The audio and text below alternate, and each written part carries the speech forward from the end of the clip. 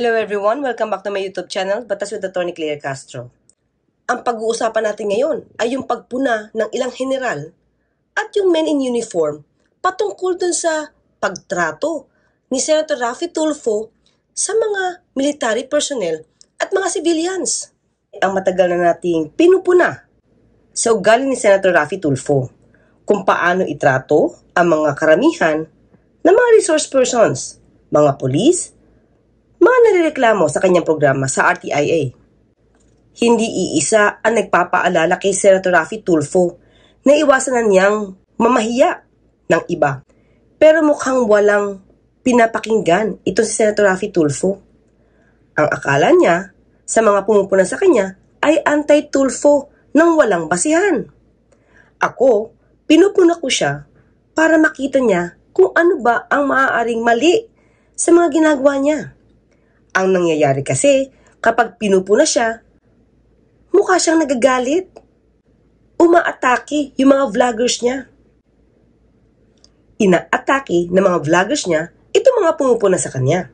Ang hindi niya nakikita ay kung ano ba ang aral na iniiwan ng ibang vloggers na pumupuna sa kanya. Ang gusto ba niya ay palaging yes sir, at kapag hindi umayon sa kanya, at nag-yes sir, nagagalit siya? At hindi siya titigil to the point na kung ano-ano ng mga seta ang ginagamit niya. May pagmaliit, may pamimintas, ang maaari mong madinig kay Senator Raffy Tulfo. Hindi ba mas dapat nga mag-ingat si Senator Raffy Tulfo doon sa hindi pumapalag sa kanya? Na inoohan lang at umaayon sa kanya mga maling interpretasyon sa batas? Yung mga maling pagtrato niya sa mga tao? Dahil kapag lagi lamang siyang sinasang-ayunan, lalong lumalakas at nabubus ang kanyang panggigigil. Mas lalong tumatalim ang dila niya dahil ang tingin niya kapag matapang siya sa mata ng mga viewers, lalo siya nagiging popular. To the point na hindi niya na iniisip kung ano magiging damdamin nung kanyang mga napupulaan. Mas nabubuhay kasi yung dugo niya tuwing may napapahiya siya at kapag may titiklop sa pagsigaw-sigaw niya. At doon sa mga natatakot dahil sa kanyang pagbabanta ng contempt na ang ibig sabihin, kulong sa baba. Ang sabi niya noong nakikipagtalo siya kay DOH Secretary Ted Herbosa, ayaw niya ng mga bullying. But it seems that there is a sickness going around in hospitals that's affecting our medical frontliners. At ang tinutukoy ko po ay ang talamak na pambubuli sa mga ospital, sa mga first-year resident doctors, interns, and sometimes non-physician staff. Dahil marami daw nabubuli na interns o junior doctors, dahil maaari daw itong magdulot ng suicide o hindi magandang pagtatrabaho sa ospital. Ayaw niya yung mga doktor na sinisigawan yung mga interns o mga junior doctors. Pero yung inaayawan niya, yun naman ang ginagawa niya. Lumalala na ba ang sitwasyon ni Senator Raffy Tulfo? Ang pagiging senador ba niya ay mas nagbibigay ng tapang sa kanya dahil kapag hindi siya nasunod, ay nais siyang ipatawag ito sa Senado at doon gigisahin at saka ipapakontempt. Hindi ba galit si Senator Raffy Tulfo sa online lending app? Yung mga pambabastos sa paniningil ng mga OLA? Pero hindi ba parang nagiging OLA na rin ang tipo ng RTIA na paggagalitan, sesermonan, mamaliitin ang mga nirereklamo sa kanyang programa? Kapag napanood mo si Senator Raffy Tulfo, kung paano mag-utos na ipatawag si ganon, ipatawag si ganyan.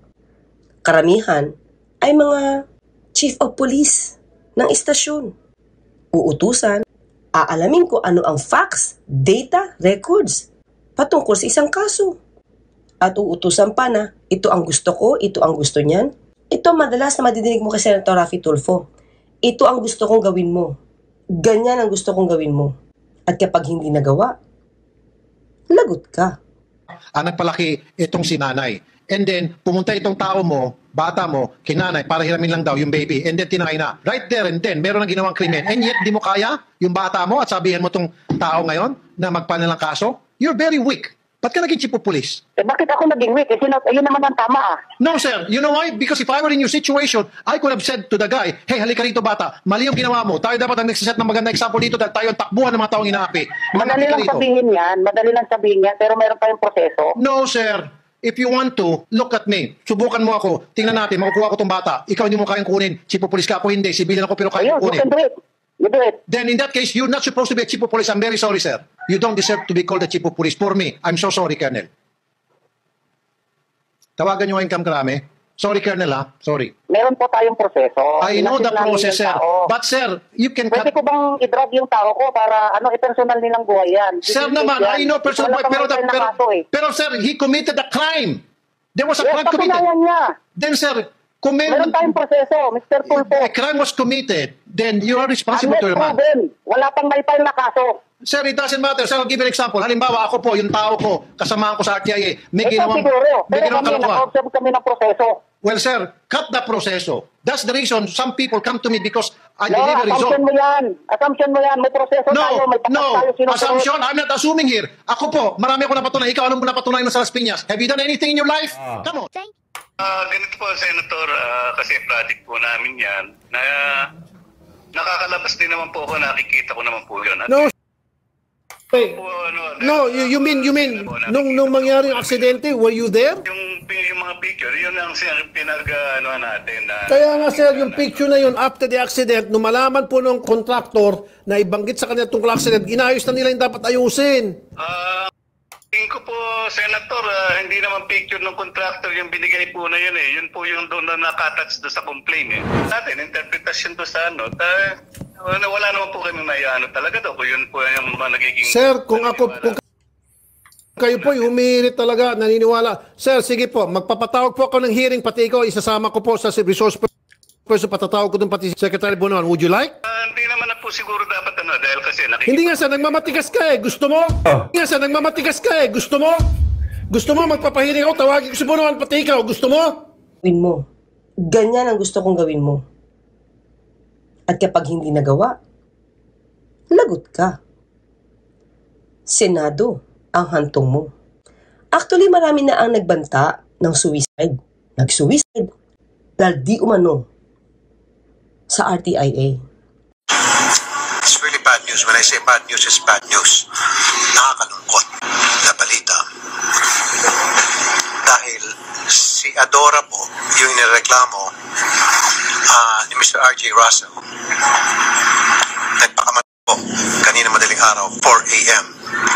Remember, nung in-on-air po namin yung kaso, she doesn't want to talk to us at nagbanta siya na magpapakamatay ng 4 p.m. right after the show. Well, hindi natuloy yun yung 4 p.m. dahil tulog siya. Tinuloy niya 4 a.m. kanina. Now, ito pong balita inatanggap namin. Pakipatay nga yung mga ano nyo. Labas nga muna kayo. Natanggap po namin yung balita mula sa barangay chairman ng Cabala Union, Barangay Sorbitillo. Tatawag tayo for confirmation kung talagang ano ba ang nangyari, paano nangyari. Nasa telepono si Chairman Melito Sordilla, Barangay Sorbitillo, Cabala Union. Chairman Sordilla, magandang hapon po, sir. Chairman. Chairman? Okay. Chairman, kayo po ang nagbalita sa amin na yumaon po si Adora Ramos, nagpakamatay. Yes, sir. Okay. Okay. Sir Rogen, Hindi po. humanda ka. Kumuha ka ng abogado mo. At ikaw ay kakasuhan ni Mama. Tutulungan namin, okay? No, hindi na po kailangan po. Magpakamatay po. Wag naman. Wag naman. Hindi na po. Bye na po. Wag. Ma'am, Jessie, tawagan niyo si Sir Rogen. Opo. Okay. Mag-usap na lang muna kayo. Bigla na lang itinulak dun sa babae ang pakikipag-usap doon sa nirereklamo na binabalak magpakatay. Di man lang niya inisip na papuntahan sa kanyang staff? O kaya mismo siya ang pumunta para maipakita yung kanyang concern? Sa ngayon, ilang general at uniformed men ang tumatawag ng atensyon ni Senator Raffy Tulfo. Tinatawag ang atensyon mo dahil daw sa iyong pambabastos at di makataong pagtrato sa mga military personnel at civilians. Hindi ba napunaka na nga rin ni Senator Bato pero nag-walk out ka? Ayan na naman, ayan na naman, Mr. Chair. Palagi natutulas, magsaserve sila ng warrant. At again, kumukontra naman sinasabi ni Colonel Arnedo, yung kanilang PD, na walang warrant dahil sila ay nagkikasing lamang. Again, hindi na naman tumutugma. Ang daming hindi pagtutugma-tugma. Covert operation, hindi, hayaan mo siya magsalita. Let him speak. Do not stop him. Isa ka pa. See, sandali, hindi, I'm not talking to you, sir, Colonel po. You see? Sinabi niya, they were serving the warrant, which means they have the warrant in possession because if you're serving the warrant, then you must have that paper. Yes, dapat. Kaya nga, di ba? Simple English. They were serving the warrant. So, merong hawak sa warrant. Saan ang warrant nyo at that time? Bakit hindi kayo nagdala ng warrant? According to your Dala po ng warrant officer ko, Your Honor. Ako po yung sinasabi lang hindi may dala, pero yung warrant officer ko po ay meters lang po ang layo sa akin. Sinong warrant officer nyo at that time? Police Corporal Joel Dicen po, Your Honor. Ikaw?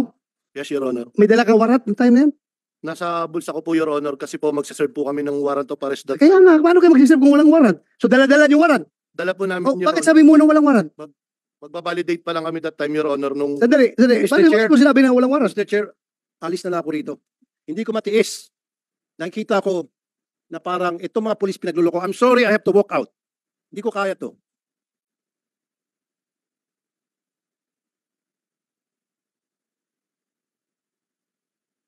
Dahil patuloy tayo, tuloy. At dahil sa pag-walk out mo na to, nagtampo ka. Si Senator Bato pa ang humingi ng paumanhin. Ito mga general at uniformed men sa kanilang panawagan, a call for respect and honor, condemning Raffy Tulfo's unacceptable treatment of citizens and men in uniform. Tinuliksa rito ang mga aksyong ginagawa ni Senator Raffy Tulfo. Binigay nilang halimbawa. Itong nangyari sa kanilang kabaro, isang dedicated soldier na habang nasa isang critical na kalagayan, habang nakikipaglaban, ay iyong tinawagan. At di mo alintana kung ano ba ang maaaring nararamdaman ng sundalo na nakikipagdigma. Pero ninais mong kausapin dahil sa isang nagreklamong ex-girlfriend na hindi daw niya pinakasalan. Magalang na humingi sa iyo ng excuse ang nasabing sundalo. Pero bago mo pakawalan, ipinahiya mo pa sa publiko. Ang pambabastos na ito di umano ni Senator Raffy Tulfo sa mga nirereklamo sa kanyang programa ay pinagkakakitaan pa. Lumalabas na pag mas matinding pambabastos o panlalait sa mga nirereklamo o sa mga kausap, mas maraming natutuwang subscribers at mas maraming views. In short, mukhang pinagkakakitaan pa ang pambabastos na ginagawa sa mga nirereklamo. Dito kasi sa issue na ito, ni Private First Class Raymond Canlog, pinaghimasukan pa ito ng RTIA. Kahit na napaka-personal na ng issue sa dalawang magkarelasyon. Lumalabas kasi dito na yung babae ay pumunta at nagreklamo sa RTIA kay Mr. Raffy Tulfo dahil nga daw hindi siya pinakasalan. Pero alam kaya ni Senator Raffy Tulfo na hindi mo pwedeng pilitin na magpakasal ang isang tao. Sa breach of promise to marry nga, hindi mo pa rin kayang pilitin na pakasal siya doon sa nagrereklamo. Maaaring danyos lamang, civil case lamang ang pwedeng isampa kung may mga nagastos na dahil sa pag-prepare ng kasal. Pero anong ginawa dito? Tinawag mong duwag? Sinabi na nung sundalo na nasa isang critical silang kondisyon at sitwasyon dahil nga nakikipagdigma sila. Nasa bakbakan sila. Pero patuloy mo pa rin nais kausapin. Pero nung humingi na talaga ng excuse at hindi nakakayaning makipag-usap sa iyo at babalikan ka na lamang, anong sinabi? Duwag. Na parang mama's boy ang dating nitong sundalong ito. Si Private First Class Raymond Canlog. PFC Canlog, magandang umaga po, sir. Sir, magandang umaga po, sir. Pwede mamaya na lang, sir, kasi nandito po ako sa Tonda. Sir, Sumba?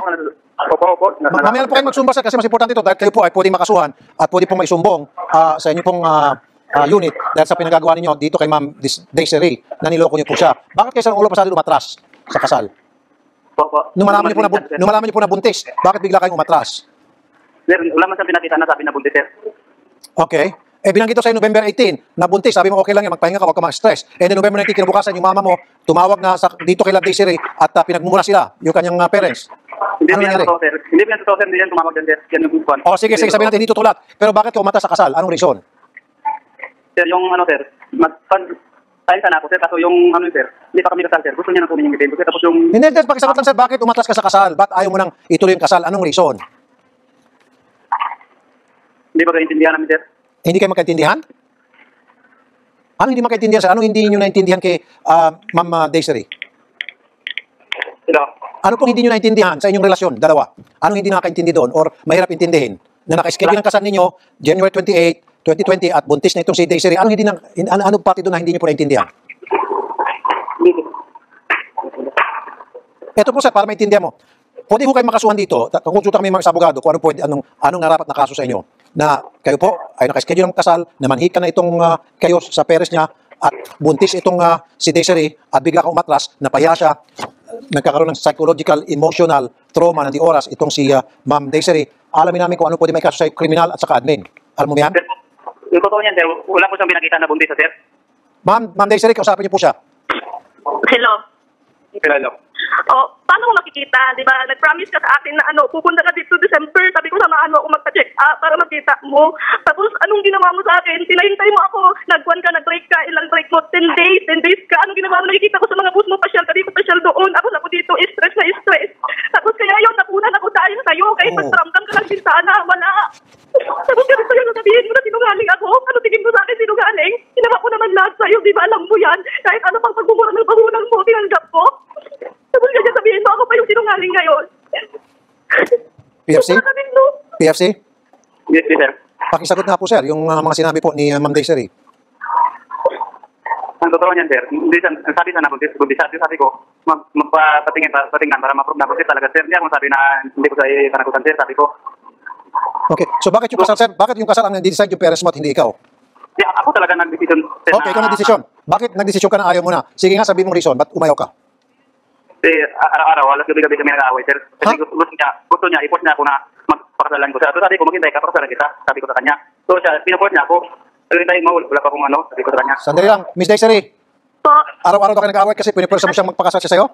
Hindi po totoo yun, Sir Rafi. Kasi nga po, nung August 14 po, nung namanikan sila dito, kasi nga po, sabi niya sa akin, 2018 po sila namanikan. Hinintay nga ako po yung 2020, tapos sasabihin sa akin na pinupush ko siya na magpakasal kaming dalawa. Siya naman po nagsabi, imbis na ako yung babae na magdesisyon sa kasal namin. Bakit siya 2020, sinunod yung magulang niya 2020, Sir Rafi. Kaya din po kami nag-aaway araw-araw, gabi-gabi, dahil sa inom niya po, hindi po siya mapigilan. Na-hospital nga po yan, dahil lang sa inom niya ako nagbabantay, kahit stress ako sa kanya. Tapos ganyan sasabihin, pinupush ko siya sa kasal, sa kanang mukha. Okay. Sir, PFC, PFC, naintindihan niyo pa yung ibig sabihin ng psychological at emotional stress? Opo, sir. Ang resulta niyan is, kapag yan po ikinaso sa inyo, dahil doon sa dinaranas ni Desiree na kagagawan mo, pwede ka makulong, sir. At sisiguraduhin namin makulong ka, pero dapat tanggalin ka muna namin sa serbisyo. Alam mo, sir, ito, ako muna magsalita, makinig ka. Duwag ka, sir. Nakakatakot ka, baka pagdating sa enkwentro, iwan mo yung mga kasama mo, halimbawa may bakbakan na, nakakita ka ng kalaban, baka tumakbo ka, karipas na takbo, iwan mo yung boots mo, takbo ka. Kawawa na may mga kasama mo, iwan mo, dahil duwag ka. Siguro, habang nagbabarilan, tatakbo ka. Sabay siguro, sigaw mo, mama, nandito ng kalaban, tulong, mama. Hindi nga, O dili kaya, nakatalokbong ka, nagdadasal, tapos tinatawag mo mama mo. May ginagawa ko lang biro yan, pero hindi ka bagay maging sundalo sa nakakatakot ka. Ito ipaparating ko sa Philippine Army, para malaman ng Philippine Army, yung pagkatao mo. And then, idadaan ka ulit sa isang psychological test. Neurotest, kung ikaw ba'y karapat-dapat maging sundalo. Hindi, sir, para sa akin assessment ko, pagdating po sa enkwentro, iwan mo yung mga kasama mo dahil duwag ka. Duwag ka. Ang decision para sa iyo is yung nanay tatay mo. See, another 3 to 6 years din kapag na-convict. So more or less, we're looking at hindi bababa sa 10 years na pagkakulong, sir. Ano po reaction niyo, PFC? At this time, sir, gamitin mo na lahat ng koneksyon mo. Lahat ng koneksyon na meron ka, hindi ubra kapag kami pumasok sa eksena. Trust me. Okay, sir? Hello, Sir Rafi. Nagabiyaya ko, Sir Rafi. Pwede mamaya na, Sir Rafi. May paliwanag ko lang mamaya. Sige, paliwanag mo mamaya. Kasi critical yung pabalikan namin. Ano pa? Critical po yung area na pabalikan namin. Critical. Pwede mamaya na lang. Nako, critical yung mga kasama mo. Baka mamaya merong kalaban dyan, tatakbo ka. Sige, salamat sa... Sinabi ito sa publiko, nationwide, sa kanyang programa. So kahit na magalang na humingi ng excuse, itong si Canlog, nilait-lait pa talaga ni Senator Raffy Tulfo bago niya bitawan. Siyempre, kapag nadinig ito ng mga viewers, magba-viral. Kahit di man sabihin, may psychological effect ang ginawang ito ni Senator Raffy Tulfo sa sundalo na nakikipagbakbakan ng mga panahon na iyon. Anong nangyari dito sa sundalong ito? Namatay. Colonel Zagala, magandang hapon po, sir. Rafi, magandang hapon. Okay, nakarating po sa amin itong malungkot na balita tungkol po kay PFC Raymond Canlog. Ito po inireklamo sa amin a couple of weeks ago. Ano bang nangyari sa kanya? Yes, Rafi. Kahapon, nung July 29, about 5:20 ng umaga, itong unit ni itong 57th Infantry Battalion nag-ooperate, no? Nagkaroon sila ng encounter dito sa barangay Pendipen, Dato Salibo, Maguindanao, no? Okay. At ito nga ay nag-result sa pagkamatay ng dalawa nating sundalo, no? Ang isa doon si PFC Raymond C. Canlog. Okay. So po yan, no? Dalawa po miyembro ng Philippine Army ang nasawi sa ambush po itong nangyari, Colonel. Ang nasa report po natin is encounter, no? Encounter. Habang nasa duty, namatay habang nakikipaglaban, sundalo na handang ilaan ng buhay pero tinawag mong duwag. Maliban dito, mayroon na rin nagmatay. Isang babae na nireklamo sa RTIA, si Adora.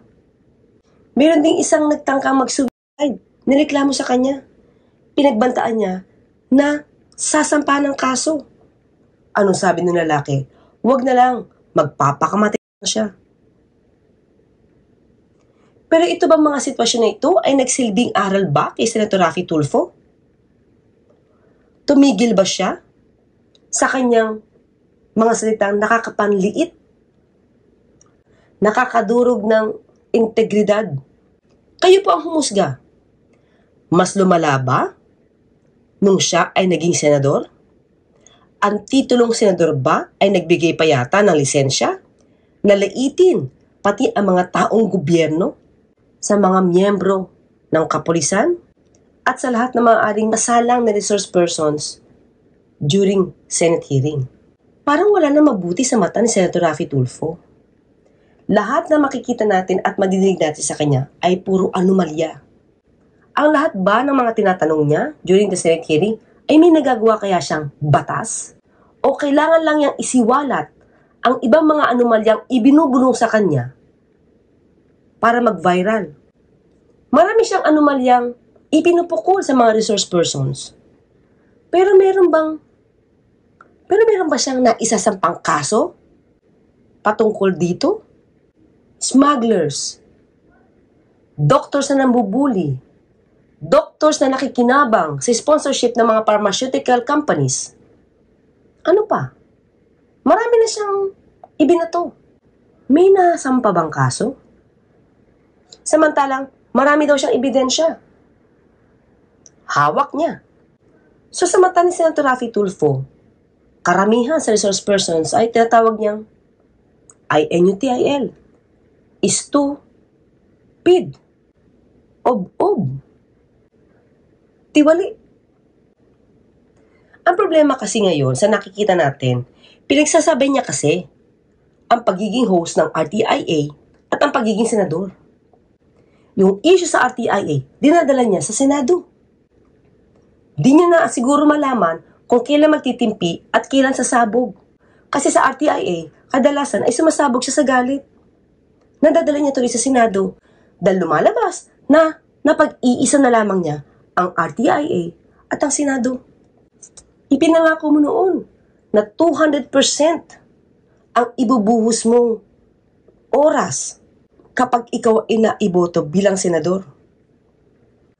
Pero noong April 2 and April 3, 2024, hindi 200% ang binigay mong oras para sa iyong pagiging senador. Dahil matapos ka magtanong ng iyong mga katanungan, lumipat ka kaagad sa iyong programa, sariling programa sa RTIA. Hindi ba dapat kapag ikaw ay wala sa hearing, inilalaan mo ang oras mo sa pag-aaral at pagbabalangkas ng batas? Hindi yang napapabayaan na lamang siguro ang paggagawa ng bill, draft ng bill sa mga abogado mo. Na kaya kapag may interpellation, debate, nahihirapan kang sumagot. Said that the SEC states the domicile as something. You said that. What was that? I'm just asking for His Honor to repeat that, because I will try to help His Honor clarify the intention. If he just repeats, what did you say, permanent residence or current residence? The place of domicile is the address written by the seafarer as his place of residence, his home address, Your Honor. Okay, Your Honor, what I am trying to explain is under Philippine law, there is a difference between domicile and residence. So in your standard employment contract, if a seafarer will indicate a particular address and it says domicile, then that is different from residence. If it says residence, then that is different from domicile. And I would insist that Philippine law would govern. So the obligation of government is affected if he will not be able to return the seafarer to the place of domicile, because that is different, that could be very different from the place of residence. So it is important that His Honor tells us what is the intention. Where do you want the seafarer to be returned? Okay. I thought, Your Honor, my team already talked to your team and they already agreed on that matter. Your Honor, it is the sponsor and I who will agree. No. Yeah, I understand, Your Honor, but for the sake of brevity or for the sake of na para mapaiksi tayo and pero kailangan mo nagkakaintindihan tayong dalawa. Your Honor, magkakaintindihan tayong dalawa, Your Honor. Bakit natin pinag-awayan yung domicile? Ano natin pinag-aawayan? Tingnan ko lang po ang use of terms natin because they have significance, Your Honor. What's the significance? What is the significance, Your Honor? What is the significance of domicile and place of residence? What's so important? Your Honor, your lawyer should be the one informing you what is the difference of domicile and residence. I've already been pointing out that there is a difference. If your team cannot... But Your Honor, like I said, under the MLC convention provision, domicile refers to the home address, and in the SEC, it's the same when the seafarer filled out his SEC form, place of domicile there refers to his address. In the MLC and in the SEC, domicile means home address. Your Honor, I am simply informing the sponsor that under Philippine law, there is a difference between domicile. I understand, Your Honor, but it is already understood under the MLC provision, domicile means home address, and under the standard employment contract, which the seafarer signed, the word domicile refers to his home address. Okay, so I will ask His Honor a question. When the seafarer indicates a home address, yung po ba kaya ang kanyang temporary address sa Manila o yung po yung kinoconsider niyang permanent home niya sa probinsya? Alin kaya ho yun dun? Yung point of hire is Manila. When you say domicile, yung po yung permanent address niya, Your Honor. As declared doon sa kanyang SEC. Kasi po doon sa SEC, idideklara mo yung iyong home address. At anong nakalagay doon? Domicile. Wala naman nakalagay doon home address. Nakalagay doon domicile. Your Honor, I am just putting on record that there are legal differences. Huwag po kayo magagalit. No, I'm not mad. May legal differences po yun. Ayoko pong malito ang gobyerno at ang ating yung gobyerno po hindi malito, I'm sure. Sir, there are legal differences. So if we do not clarify... Hindi naman natin pwede baguhin na kung saan siya babalik in case of repatriation, because we're talking here of repatriation. So therefore, like you mentioned, and I've mentioned earlier, sa MLC, Maritime Labor Code 2006, never kasi na-mention doon yung word residence. They always use the term domicile in referring to the seafarer after he or she's been repatriated. So may point din po kayo dahil Philippine law ang pinahiraw natin dito. That's why much better kung gagamit tayo ng word residence. I see your point. On the other hand, dito po kasi sa MLC, maging doon sa contract nitong seafarer sa SEC, sa standard employment contract, doon po sinusulat niya kung saan ang kanyang permanent domicile, and never na-mention doon ang word residence. Kasi kung maglalagay tayo ng another word doon na wala po sa standard employment contract at wala po sa MLC, medyo magulo po yun, Mr. President, Your Honor. Well, Your Honor, magulo din po yun if under Philippine law, you do not provide for clarity if you mean domicile or residence. What do you mean, Your Honor? What is your intention? At to what point will the Philippine government be responsible? Domicile or resident? What is the intention of His Honor in the draft? The residence or the address given by the Okay, the domicile is same as the address given by the seafarer when he signed his contract doon po sa SEC, Standard Employment Contract. Doon po nakalagay yung kanyang exact address under the word domicile. Ganon din po doon sa MLC, yung word domicile ang means na yun po yung kanyang place of residence. And again, I would like to put it on record na I see your point, Your Honor, na this is Philippine law we're talking about. Dapat under Philippine law, gamitin natin yung word residence. However, since wala naman po yung word residence, maging sa standard employment contract na pinirmahan ng ating seafarer and maging sa MLC, baka magkaroon ng konting confusion doon because two different, I mean, doon sa dalawa, domicile always been mentioned and never na-mention yung word na residence. Mr. President, Your Honor. Do I remember correctly that in the first part of His Honor's answer, he said in the standard employment contract, he would indicate as his domicile, his what? What did His Honor say? Place of residence, place of permanent residence? What was the statement made? Our declaration of permanent. Doon sa prinsesa, sabi niya kasi sa SEC, nakalagay ng domicile. Ano tayo po kayo?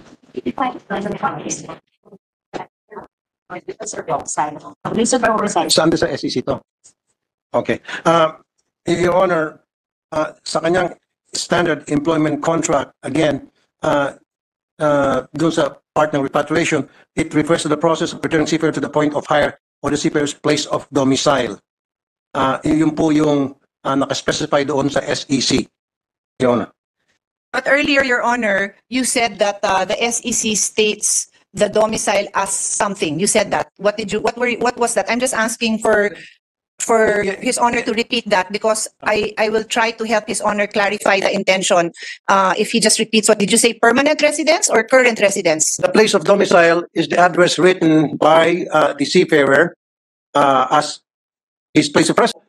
Sabihin lang niya sa akin kung ano yung amendments niya and I will say whether I accept or not. And if I do not accept it, then I will explain. Ang nangyari po kasi, pina-explain niya muna ako, bumabalik tayo sa interpolation, and then after ma-explain ko, pwede niyang i-amend at pwede niyang hindi. Napapahaba lang po tayo. Bakit hindi na lang po yan, Mr. President, Your Honor? Sabihin na lang kung anong gusto niyang amendment, anong linya yon, and then I'll say accept or not. If I don't accept, and I'll tell the good senator from Taguig why I'm not accepting. Para mapabilis lang po tayo. Kaysa naman po, kailangan pa muna ako magpaliwanag, babasahin niya, kailangan ko pa magpaliwanag, and then hindi siya satisfied sa paliwanag ko, then magkakaroon ng debate. At kapag halimbawa na satisfied siya sa paliwanag ko, then hindi na siya mag-amen. Umahaba lang po tayo, Mr. President, Your Honor. Kung gusto niyo po, maglatag na po ng banig dito. Tapunan. Welcome to legislative work. Ako nahirapan sa inyo. Section 84, Mr. President, Your Honor. Pati simpleng definition, kailangang i-guide ka pa ng assistant mo na nasa gilid lamang. Lumalabas dito, Senator Raffy Tulfo, mukhang hindi mo na nabibigyan ng oras ang pagiging senador. Konting oras sa plenary session, konting oras during the hearing, pero lagi ka pa rin nakamonitor sa programa mo sa RTIA. Yan ang madidinig natin na sinasabi ng iyong assistant sa RTIA. Kahit wala ka doon, ang sasabihin niya, nagmo-monitor si Senator Raffy Tulfo. Hindi, sir.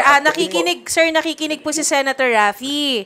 Kailangan niya po ng exact, kailangan niya po ng, opo. Alam niyo naman yung kalagayan namin sa pangarap po. Kailangan, sir, na po kami doon. opo, sir, kailangan po natin ng exact date at kung ano po ang maipapangako or ano po yung masasabi niyo pong solusyon. Weekdays ito.